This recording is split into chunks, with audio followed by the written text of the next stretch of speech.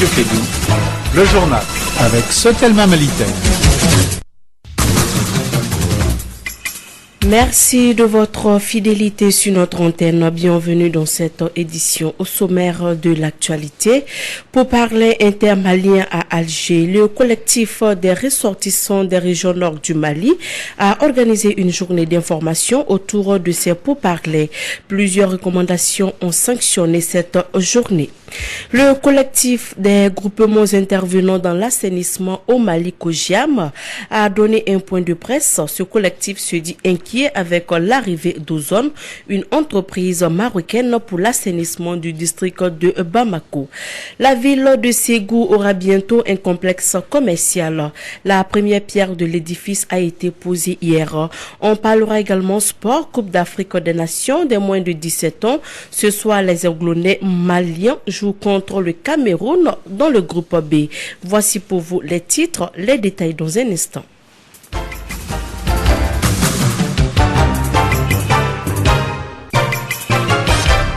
Le collectif des groupements intervenant dans l'assainissement au Mali, COGIAM, est inquiet avec l'arrivée de l'ozone au Mali. Les responsables du collectif l'ont fait savoir le samedi dernier lors d'une conférence de presse tenue à la maison de la presse de Bamako. Les autorités maliennes viennent de signer une convention avec ce groupe marocain pour les 8 prochaines années à hauteur de 9 milliards de francs CFA par an.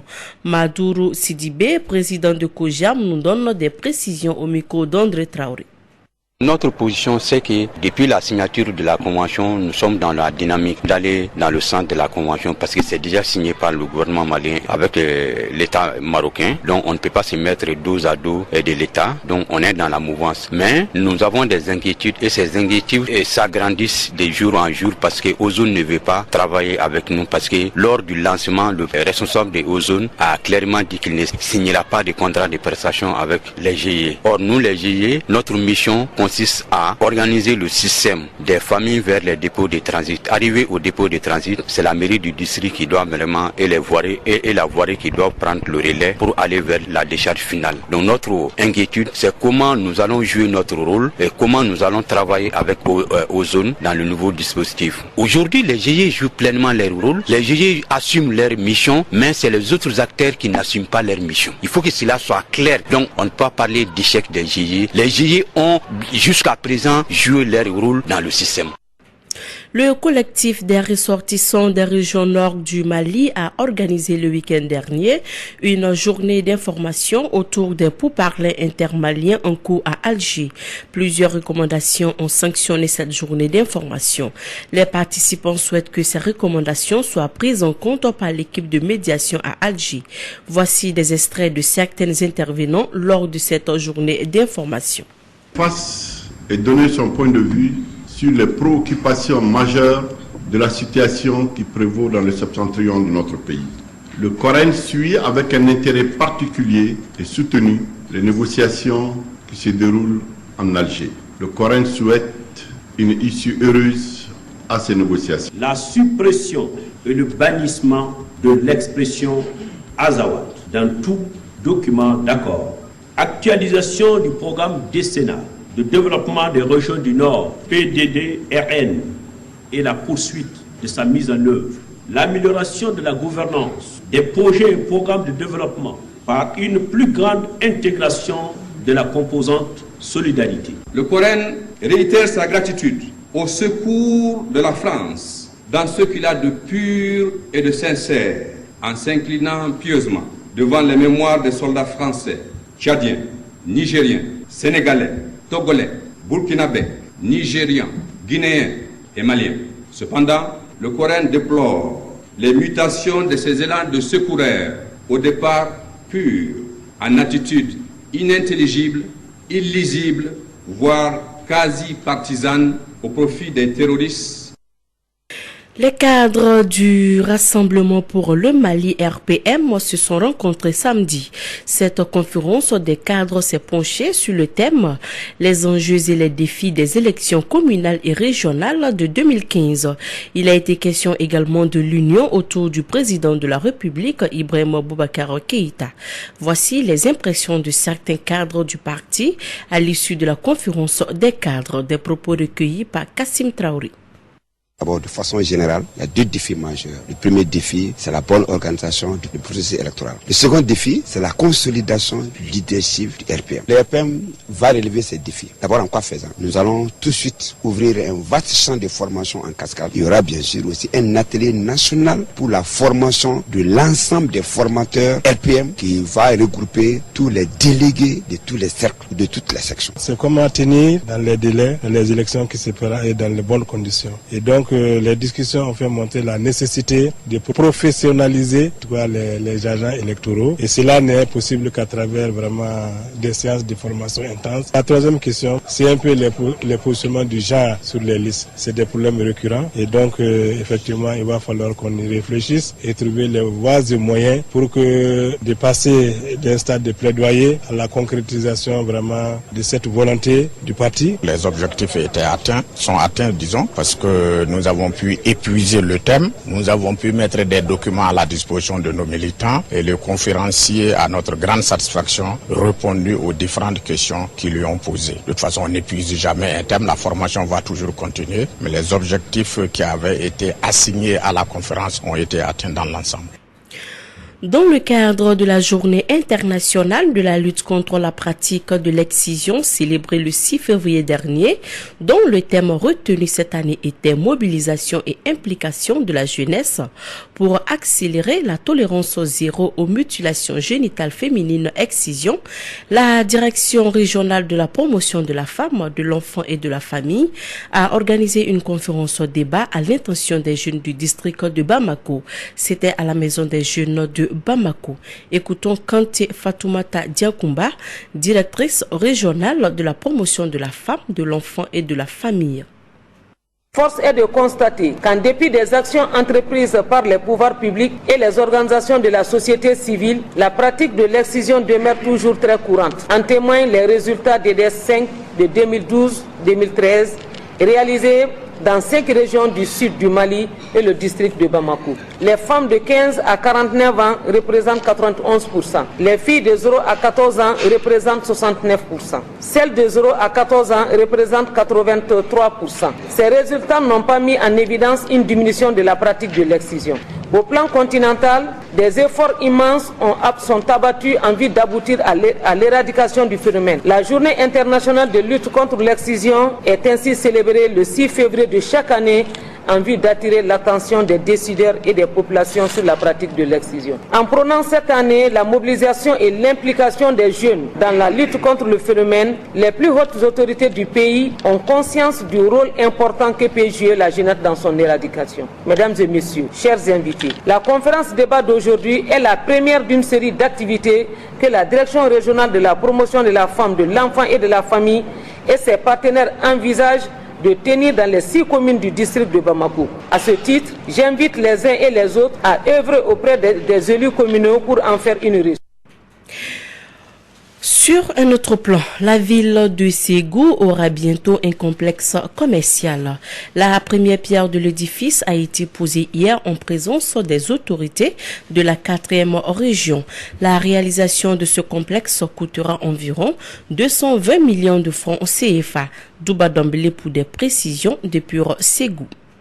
Il s'agit là d'un accord de partenariat entre la commune urbaine de Ségou et le gouvernement du Mali. Ousmane Karamogo Simaga, maire de la commune urbaine de Ségou. Cet accord consiste à appuyer la commune dans la mise en œuvre de son programme de développement économique, social et culturel. Le montant dû à ce contrat de ville est alloué sous forme de dotation annuelle directe. Dans son discours, le représentant de la Banque mondiale, Paul Loubenoun, a énuméré quelques principes liés à ce complexe commercial.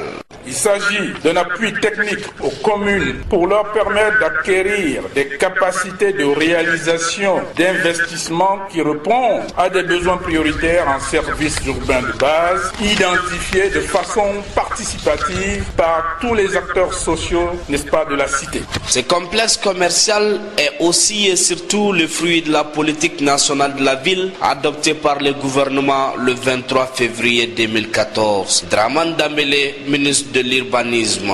La réalisation d'un complexe commercial d'un coût d'environ 244 millions, dont plus de 219 millions pour les ouvrages, constitue, à n'en point douter, une opportunité inespérée dans la mesure où cette réalisation contribue à améliorer les cadres de vie des populations. Le rendez-vous est donc pris 6 mois après aujourd'hui pour inaugurer le complexe commercial de Ségou. Depuis Ségou, Douba Dambélé pour la radio Clédou. Une rencontre a eu lieu sur le secteur de la télécommunication à l'initiative des élus de la nation. Ces derniers voulaient mieux comprendre le cadre juridique et réglementaire du secteur des télécommunications au Mali. Il ressort que le secteur de la communication au Mali génère plusieurs milliards de francs CFA. Pour l'année 2014, le secteur a généré environ 450 milliards de francs CFA. Écoutons Choquel Maïga, ministre de la communication, de l'économie numérique, de l'information, porte-parole du gouvernement. Pour la téléphonie en général, mobile et fixe compris, le nombre de clients est passé de 837 889 en 2005 à 26 830 000 en fin 2014. Le nombre d'abonnés à l'Internet est passé pendant la même période, autrement dit de 2005 à 2014, de 2380 abonnés à 3 771 301 abonnés. Quant au chiffre d'affaires généré par le secteur des télécommunications, il est passé sur la période de 129 milliards de francs CFA en 2005 à 444 milliards de francs CFA en 2014. La croissance économique enregistrée au Mali provient entre autres du secteur des télécommunications qui, grâce aux résultats obtenus, donne une impulsion aux efforts des autres secteurs de l'économie. Voilà, parlons à présent de la Saint-Valentin qui a été célébrée le samedi 14 février. Le club Plume d'Espoir a organisé une soirée au jardin du cinquantenaire, soirée dédiée à la célébration de l'amour. Écoutons Boubacar Touré, président du club Plume d'Espoir. Il est au micro de Oumou Dambélé. Ce soir a été l'apothéose, je dirais. Ça nous a servi de faire plaisir à tous les auditeurs de l'émission Plume d'Espoir et ça nous a permis aussi de regrouper les auditeurs au jardin du cinquantenaire et de créer un rapprochement direct entre notre club, qui est un club de promotion de l'émission, et les auditeurs directs de l'émission. Vraiment, c'était une fête de l'amour et on s'est dit que Saint-Valentin, c'est une activité vraiment très cohérente avec les activités du club. En tout cas, nous nous sommes battus à mobiliser, à communiquer pour regrouper tout le monde, l'ensemble de la famille. On a pu quand même offrir à notre public et la prestation et à la hauteur de notre pouvoir. Et je souhaite une excellente fête de Saint-Valentin à tous les Valentins et à toutes les Valentines de Bamako et l'émission Plume d'Espoir. La mortalité maternelle, néonatale et infantile est le cheval de bataille de Plan Mali dans le cercle de Kangaba. Au total, 36 agents de santé communautaire ont été mis en place à travers le cercle par Plan Mali. Ces ASC prennent en charge certaines maladies chez les enfants et les femmes enceintes. Les caravaniers de la campagne, tous et chacun, ont visité l'un des sites d'intervention des agents de santé communautaire à Kela. Notre envoyé spécial nous propose un magazine. Fanta Diakité de retour de la caravane. La commune rurale de Kela, située à 6 km de Kangaba, était confrontée à un problème de santé maternelle et néonatale. C'est pour apporter une réponse idoine que Plan Mali a initié la stratégie des soins essentiels dans la communauté. Au total, 36 agents de santé ont été mis en place dans le cercle de Kangaba. L'agent de santé à Kela prend en charge également un autre village situé à 2 km de Kela. Cette initiative est saluée par la population à travers le président de l'association de santé santé communautaire, Yacouba Keita. Depuis que l'ASC à Kéla ici, la mortalité des enfants a été beaucoup réduite, chez les femmes aussi. Avant l'arrivée de l'ASC, le taux de mortalité des enfants, on peut dire que c'était 70%, ainsi que les femmes. Bon, l'arrivée de l'ASC, ça a diminué, on peut dire que c'est à 40% maintenant. La présence de l'agent de santé communautaire a permis de réduire le nombre de cas de certaines maladies meurtrières chez les enfants. Rukiatou Touré. Depuis mon arrivée ici, j'ai pu traiter environ 500 cas de paludisme et plus de 1000 cas des infections respiratoires. À travers les séances de causerie pour un changement de comportement, le taux de référence évacuation a diminué. La référence Sakangaba ne vaut pas 40 cas depuis ma présence à Kéla. Le projet santé maternelle, néonatale et infantile existe dans 5 pays à travers le monde, dont le nôtre. Au Mali, il existe dans 3 cercles, notamment Kangaba, Barawili et Kita. Pourquoi Plan Mali a mis l'accent sur la santé des mères et des nouveau-nés? La réponse avec Dr Abdrahman Diallo, coordinateur du projet à Kangaba. La santé des enfants et des femmes, malgré les interventions des différents partenaires, est restée toujours à un stade pas trop souhaitable, eu égard aux atteintes même des OMD par rapport à la réduction de la mortalité maternelle, néonatale et infantile. Donc c'est ce constat des non-atteintes des objectifs du millénaire pour le développement donc, qui nous a poussé à redoubler d'efforts et à intervenir davantage pour atteindre cet objectif. Le cercle de Kangaba est une zone où l'activité minière est très développée. Malgré, Plan Mali a trouvé en commun accord avec la population une alternative. Les 2 jours de la semaine qui sont le lundi et le vendredi sont les jours où on peut trouver la population. Donc ce sont ces 2 jours qui sont utilisés, qui sont mis à profit beaucoup pour utiliser vraiment la communication pour réduire la mortalité maternelle. L'agent de santé communautaire Rukiatou Touré ne dira pas le contraire. Le début du projet n'a pas été facile, surtout s'il s'agit de changer le comportement des gens. Maintenant, ça va, le message est bien passé. Le seul problème, c'est le moyen de transport que je dispose. S'il faut rallier Kéla et Kangaba en vélo 6 km aller-retour, c'est très fatigant. Plan Mali a-t-il songé à la pérennisation des activités de ces agents de santé communautaire? Dr Abdrahman Diallo. Et avant la mise en place de cette approche sec au niveau de Kangaba, nous avons eu à tenir un atelier de plaidoyer et nous avons eu à faire des approches communautaires au niveau de chaque site ASC et nous avons eu l'engagement des organisations communautaires de base de la municipalité, comme quoi après la fin du projet vont s'engager à assurer la prise en charge de ces ASC. Le financement des salaires des ASC reviendra au compte des ASACO et la municipalité du cercle de Kangaba à partir du mois de mai 2015. Sport, tour préliminaire des Coupes d'Afrique des clubs. En Ligue des Champions, le stade malien a été tenu en échec par l'AS Garde nationale du Niger, 0 but partout. C'était le samedi au stade Modibo Keïta. À la veille, les Siobé avaient pris une option sérieuse pour la qualification en s'imposant face au Maghreb d'Étoile de Maroc, 2-0. En Coupe CAF, les 11 créateurs de Niarila ont été battus en déplacement au Maroc 2-1 par la Renaissance Berkane. Terminons par la Coupe d'Afrique des Nations des moins de 17 ans. Dans quelques minutes, les Anglais maliens joueront contre le Cameroun dans le groupe B. Il est 15h passé de 17 minutes dans le studio Djiliba Bassisoko. C'est la fin de cette édition. Merci à vous de l'avoir suivi. Mariam Kouyaté était à la présentation, partie technique Abou Touré. Bonne suite de programme sur notre antenne. Dans un instant, votre émission Allo Clédou avec Yelimadi Akonati.